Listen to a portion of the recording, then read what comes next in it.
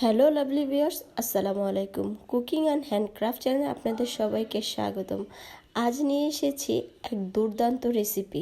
ডিম সবজির মিশ্রণে এই রোলটি যদি আপনি একবার পরিবারের সদস্যদের খাওয়ান, আপনি কিন্তু সবার প্রশংসা কুড়াতে পারবেন এক রেসিপিতেই। এগ রোল বানানোর জন্য আমি প্রথমে একটি ডো বানিয়ে নিয়েছি। তার জন্য আমি 1 কাপ ময়দা, তার মধ্যে 1 চা চামচ লবণ, 2 টেবিল চামচ পরিমাণ সয়াবিন তেল দিয়ে ভালো করে মেখে নিচ্ছি। ডোটা পারফেক্ট হলে কিন্তু রোলটা হয়ে যাবে খুবই মজাদার। তাই ডোটা পারফেক্ট করার জন্য তেলটা খুব ভালো করে ময়দার সাথে মিশিয়ে নেবেন। ঠিক এরকম দলা হয়ে গেলে তাহলেই বুঝতে হবে ময়দাটা তেলের সাথে মিশেছে। এবার আমি নর্মাল পানি আস্তে আস্তে দিয়ে অল্প অল্প করে দিয়ে ডোটা মেখে নিব। ডোটা অনেকটা সফট হবে, কিন্তু খুব বেশি পানি দেওয়া যাবে না। আমার ডোটা তৈরি হয়ে গেছে, আমি রেখে দিচ্ছি 10 মিনিটের জন্য রেস্টে।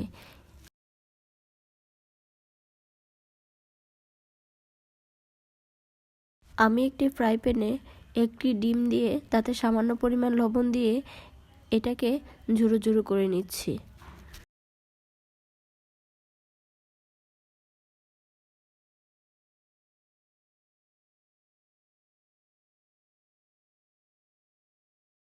ডিমটাকে প্রায় ঝোড়া ঝোড়া করা হয়ে গেছে। এবার একপাশে উঠিয়ে রেখে দিচ্ছি। একই ফ্রাই প্যানে আমি আরেকটু তেল দিয়ে দিচ্ছি কুচানো বাঁধাকপি। এই রেসিপিটা করতে আমার বাঁধাকপি লাগবে, আর বাঁধাকপিটা দেওয়ার চেষ্টা করবেন, তাহলে কিন্তু রেসিপিটা ভালো লাগবে। কুচি করা বাঁধাকপি দিয়ে দিয়েছি, আর সামান্য পরিমাণ লবণ দিয়েছি, আর ঢেকে দিচ্ছি। অপেক্ষা করছি বাঁধাকপি নরম হয়ে আসা আগ পর্যন্ত। এই রোলের জন্য আমি আরও নিয়ে নিয়েছি গাজর, পেঁয়াজ কুচি এবং কাঁচামরিচ কুচি। বাঁধাকপিটা নরম হয়ে এসেছে, এবার আমি দিয়ে দিচ্ছি কেটে রাখা সবগুলো সবজি। সবজিগুলোর সাথে আমি দিয়ে দিচ্ছি 1/2 চা চামচ গোলমরিচ গুঁড়া, ম্যাগি সবজি মশলার প্যাকেট। এই মশলাটা দেওয়ার চেষ্টা করবেন, তাহলে দেখবেন খুব সুন্দর একটা ফ্লেভার এসেছে। এবং দিয়ে দিচ্ছি স্বাদ মতো লবণ। মশলাগুলো মিশিয়ে নিচ্ছে। আরও দিয়ে দিচ্ছি 1/2 চা চামচের কম 1 চামচের 4 ভাগের 1 ভাগ হলুদের গুঁড়া। মশলাগুলো মিশিয়ে ঢেকে দিচ্ছি 2 মিনিটের জন্য। সবজিটা প্রায় হয়ে এসেছে। এই পর্যায়ে আমি দিয়ে দিচ্ছি ঝোড়া করে রাখা ডিমগুলো। ডিমটা ও সবজির সাথে ভালো করে মিশিয়ে নিচ্ছি।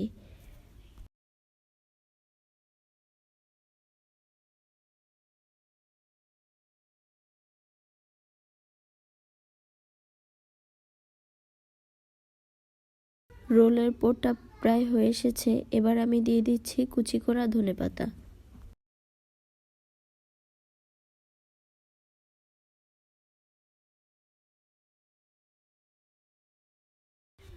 আবার একটু উল্টে পাল্টে নামিয়ে নিচ্ছি। আবার একটু নেড়েচেড়ে পাতাটা মিশিয়ে নামিয়ে নিচ্ছি ঠান্ডা করার জন্য।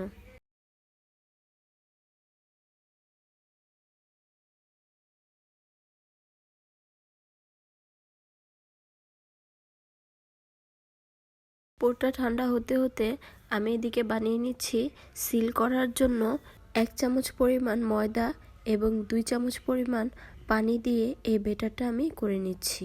এই ব্যাটারটা মূলত সিল করার জন্য লাগবে। এই ব্যাটারটা খুব বেশি ভারীও হবে না, পাতলাও হবে না। ব্যাটারটা এক সাইডে রেখে নিয়ে নিচ্ছি ডোটা আর একটু ভালো করে মেখে লম্বা রোলের মতো করে ছুরি দিয়ে ভাগ করে নিচ্ছি।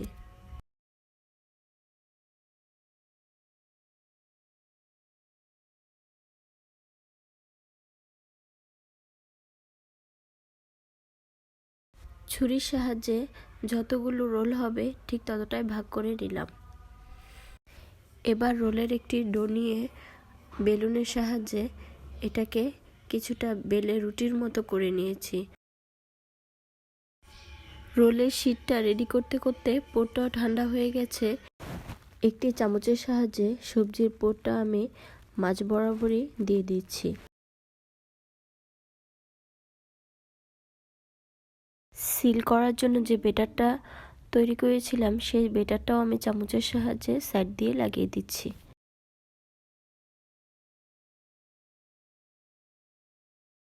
এবার আমি প্রথমে সবজির পোরটা এক সাইড দিয়ে টেনে ঢেকে দিচ্ছি এবং দুই সাইড থেকে টেনে সিল করে দিচ্ছি।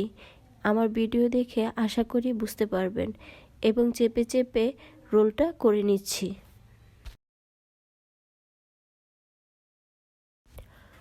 রোলটা করা হয়ে গেছে, আমি এভাবে আমার বাকি রোলগুলো করে নিচ্ছি।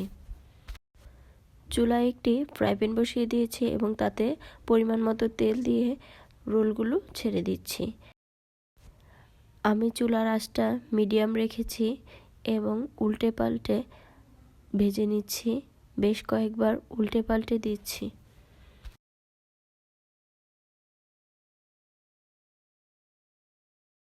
দেখুন রোলগুলো ফুলে উঠেছে এবং কি সুন্দর আস্তে আস্তে কালার আসছে। এই রোলগুলো কিন্তু খুবই মজাদার। এই সবজির রোল যদি আপনার পরিবারের সদস্যকে একবার খাওয়ান, তারা কিন্তু আপনার ফ্যান হয়ে যাবে এবং খেতে চাইবে এই সবজির রোল বারবার আপনার কাছে।